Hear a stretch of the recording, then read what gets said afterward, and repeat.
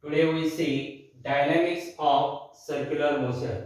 In it we have to see the centripetal force and centrifugal force. First we see about the centripetal force. In the last chapter we have seen about the uniform circular motion. You know the uniform circular motion means the motion of the particle along the circumference of circle with constant linear speed or with constant angular speed omega. So in UCM, the magnitude of linear velocity remains constant, but there is only change in direction of linear velocity. So the uniform circular motion is a accelerated motion. You know this. In this figure, here is O is the center of the circle. Particle is situated at point P. These particles revolving along the circumference of circle with constant speed or with constant angular speed. So it has UCM. So particle is at point P. The direction of velocity, if we change the position of the particle on the circumference of circle, then its direction of velocity goes on changing from point to point on the circumference of circle. So there is the acceleration. In the last article, you have seen the radial acceleration. So this radial acceleration is produced according to the Newton's second law of motion. So there must be the force acting on the particle which is at point P. So this force is directed along the direction of centripetal force or centripetal acceleration or radial acceleration. So the centripetal force, that is vector FCP, its symbol of centripetal force is vector FCP.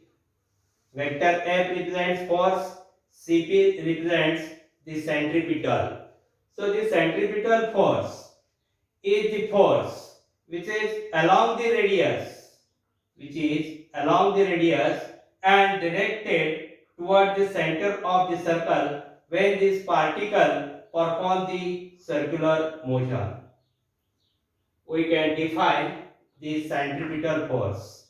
So centripetal force is the force which produces the circular motion. So force is acting on that particle. So this force acts along the radius and directed toward the center of the circle. That force is known as centripetal force.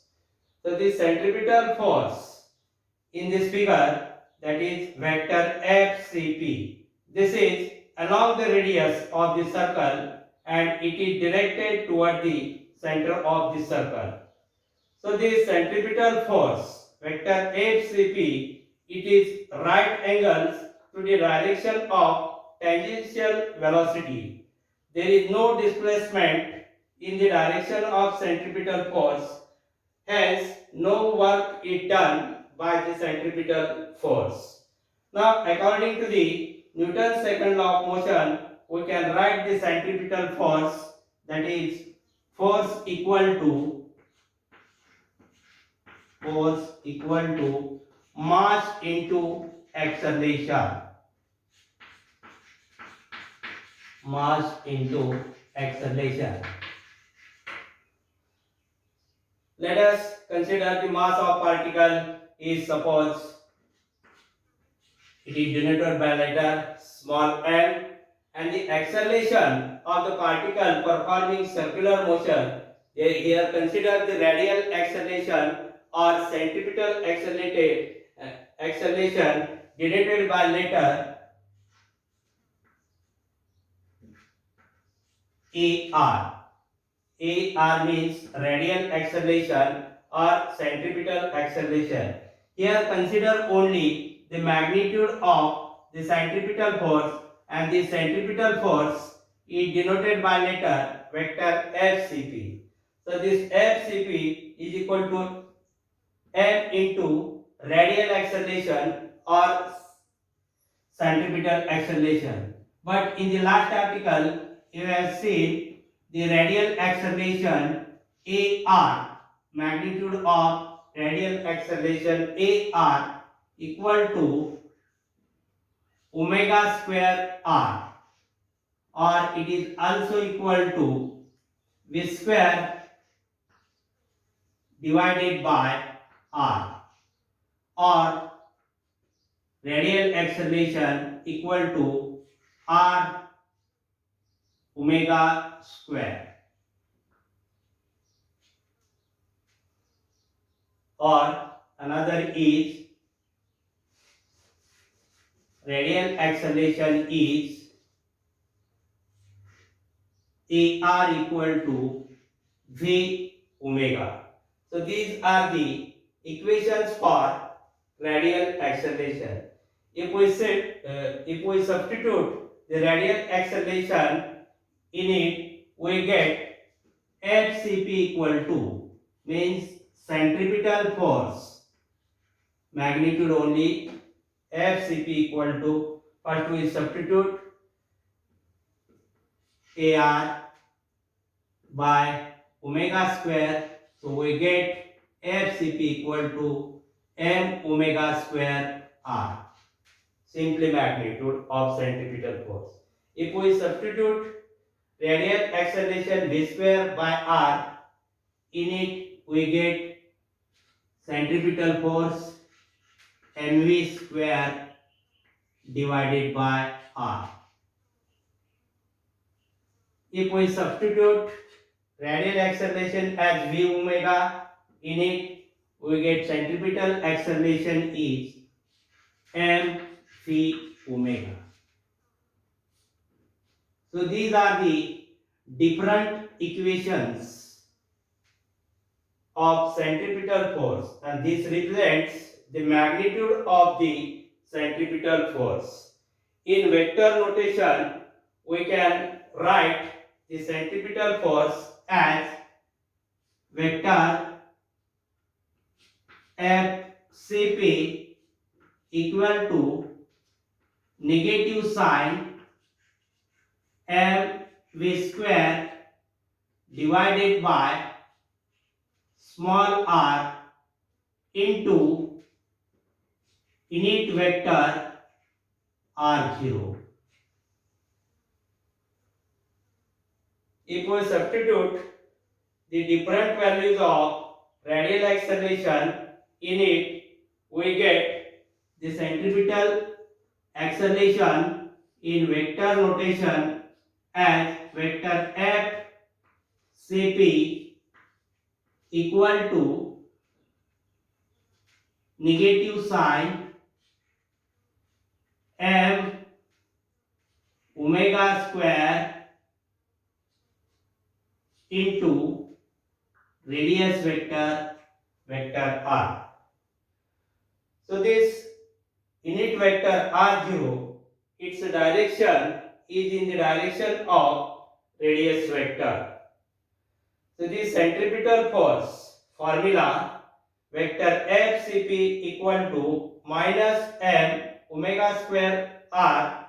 In this formula, we indicate the symbol like small m represent mass of the particle which performs uniform circular motion, omega represents angular speed, vector r represents radius vector which is drawn from center of the circle to the position of the particle, v represents the magnitude of linear velocity, it is also called as the linear speed.